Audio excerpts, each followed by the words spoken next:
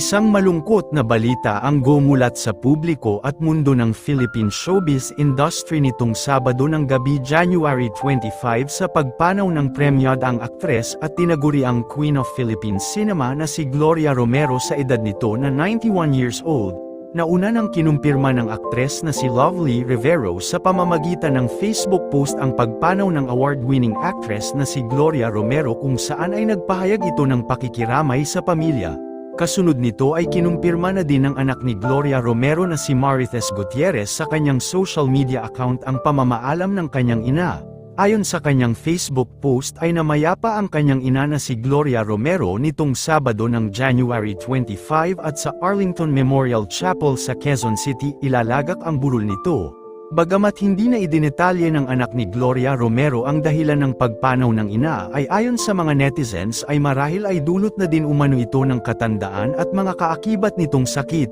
Samantala, labis naman na nagluluksa ang buong mundo ng showbiz ngayon sa pagpanaw ng isa na namang batikan at premyadang aktres na maituturing na isang malaking kawalan sa industriya ng showbiz. Matatandaan na noong nakaraang taon ay binigyan ng post-birthday celebration at tribute si Gloria Romero na nooy 90 years old ng kanyang mga kasamahan sa industriya ng showbiz na ginanap sa Manila Hotel.